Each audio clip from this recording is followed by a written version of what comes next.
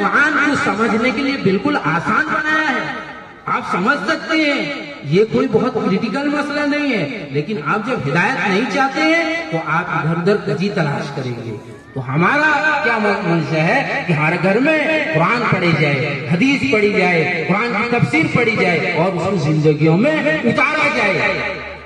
اور یہ بھین جانے, کوئی کسی کو کافر کہہ رہا ہے, کوئی کسی کو بدعتی کہہ رہا ہے, کوئی کسی کو باغی کہہ رہا ہے, کوئی ظالم کہہ رہا ہے, یہ قطعاً جائز نہیں ہے. آپ کو جس علم پر بصیرت نہیں ہے آپ خاموش ہو جائیے. میں قرآن سے ثابت کرتا ہوں, الف لام میم, ابھی بھی آیت پڑھا تھا, الف لام میم. کسی عالم سے پوچھئے, کسی مفتی سے پوچھئے کہ اس کے معنی کیا ہے, وہ کہے گا اس کے معنی اللہ اور رسول کو پتہ ہے اور کوئی نہیں جانتا. حامیم عین سین قاف, اس کے معنی پوچھئے, وہ کہے گا کہ حامیم عین سین کے معنی ہمیں نہیں پتا, بس اللہ رسول جانتے ہیں, اس سے زیادہ وہ کچھ نہیں بول پائے گا. کوئی بھی مفتی ہو, کوئی بھی عالم ہو, کوئی. اسی طرح آپ کو اگر کسی مسئلے میں, کسی معاملے میں بصیرت نہیں ہو پاتی ہے, آپ خاموش ہو جائیے. آپ کیوں فتویٰ دیتے ہیں بلا وجہ کسی کو برا بھلا کہنا؟ یہ قطعاً جائز نہیں. اور ہمارا کیا ہے مزاج ہے, پہلے جو اللہ کے رسول کے زمانے میں جیسے کفار اللہ کے رسول کو جواب دیتے, ہمارے باپ داداؤں سے چل کر آیا ہے. کیا پہلے لوگ سب غلطی پر تھے؟ نہیں مانتے تھے, یہی چیز کو پکڑ لیتے. انسان کا ذہن ہی ایسے ہی ہے, سلٹ کی طرح ہے. بچپن میں حدیث پاک میں آتا ہے کہ بچپن میں بچہ جب پیدا ہوتا ہے وہ فطرت اسلام پر پیدا ہوتا ہے, پھر اس کے باپ یہودی ہوتے ہیں, نصرانی ہوتے ہیں, تو یہودی اور نصرانی بن جاتا ہے. اسی طرح ہمارا ذہن, ہم جس سماج میں پلتے ہیں بڑھتے ہیں, اس سماج کے ساتھ اس طرح جڑ جاتا ہے کہ ہم جو ہے حق کو اور قبول نہیں کر پاتے. سائیکولوجی کا بھی اسٹیٹمنٹ ہے, گدھا انسان جو ہوتا ہے جس کا آئی کیو لیول کم ہوتا ہے, وہ اپنے جو سماج میں بچپن میں سیکھ لیتا ہے وہ اس کو جو ہے جلدی سے ہٹا نہیں پاتا ہے. اسی کو اڑیے میں اس طرح لکھا جاتا ہے, بکھے پکا کو شیگرو سنشودھن نو پریپاریہ. وہ کم آئی کیو کا دلیل ہوتا ہے. جو ذہین انسان ہوتا ہے وہ اس سماج میں پلنے کے باوجود بھی وہ حق اور باطل کے درمیان فرق کا راستہ ڈھونڈتا ہے کہ صحیح کیا ہے, آخر یہ کہہ رہا ہے, وہ کہہ رہا ہے, وہ حق کا تلاش کرتا ہے. یہاں تو حق بات اور اہل حق سے دور کر دیا جاتا ہے کہ ان کی بات ہی مت سنو. سنو گے کیوں حق سمجھو, کیوں حق کو جاؤ گے.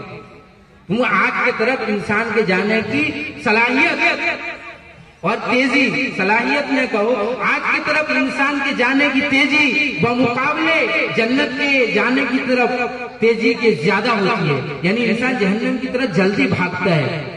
وَأَنْتُمْ عَلَى شَفَا حُفْرَةٍ مِّنَ النَّارِ فَأَنْقَذَكُم مِّنْهَا. تم تو جہنم کے گڑھے میں گرنے قریب تھے, پھر اللہ نے تم کو نبی بھیج کر تم کو بچا لیا. اسی طرح نبی کے بعد اس کے عالم ہے, وارث ہے. کہتے بنی اسرائیل کے انبیاء سے تجدید دیا اللہ کے نبی نے کہ میرے علماء امتی انبیاء بنی اسرائیل, میرے جو ہے علماء بنی اسرائیل کے انبیاء کی طرح ہیں. یعنی خطہ میں علماء ہوں گے اور وہ صحیح بات آپ کو پہنچائیں گے, آپ ان کی بات کریں گے. اور کوئی نبی آنے والا نہیں ہے, انہیں علماء کی رہبری میں چلنا ہے. تو بات جو ہے حق بات کی پہچاننے کی صلاحیت اپنے اندر پیدا کریں.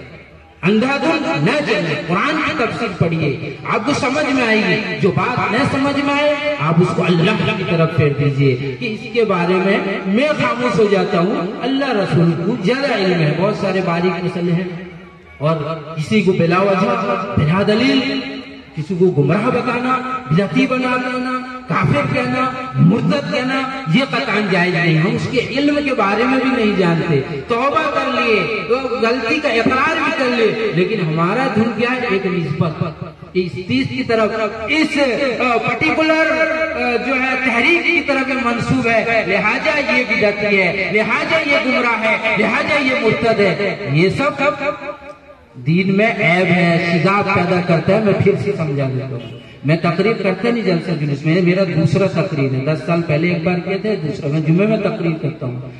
یہ تو ہے دین میں شگاف.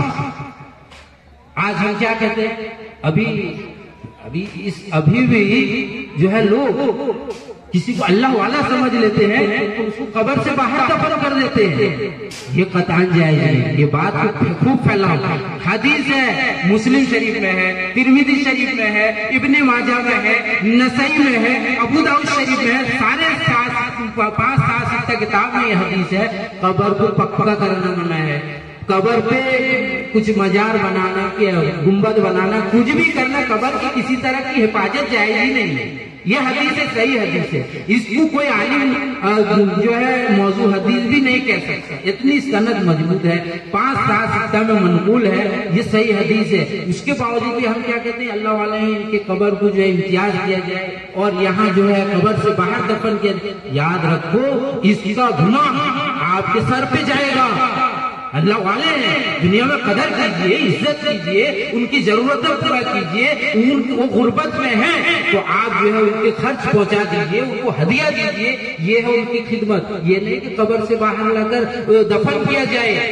جب جہالت آئے گی, آپ اگر پکا نہیں بھی کیے ہوں گے, کل وہ پکا وہ کر دیں گے اور انسان کے اندر جو ہے جنت کے مقابلے جہنم کی طرف جانے میں تیزی زیادہ ہوتی ہے. جلدی سے بھاگ جاتے ہیں جیسے جہالت آتی ہے. حضرت مولانا سعد صاحب ایک بات کہتے ہیں, بہت اچھا لگتا ہے. 3 چیزیں جس میں جمع ہو جائے وہ فوراً گمراہ ہو جائے گا. ایک جہالت, دوسرے فرصت, تیسرے غربت. 3 چیز جمع ہو جائے. جب جہالت آئے گی لوگ پکا کریں گے, سوچیں گے. اس لیے قبرستان میں ہو اور وہاں پر معاملے کو ختم کر دیا جائے.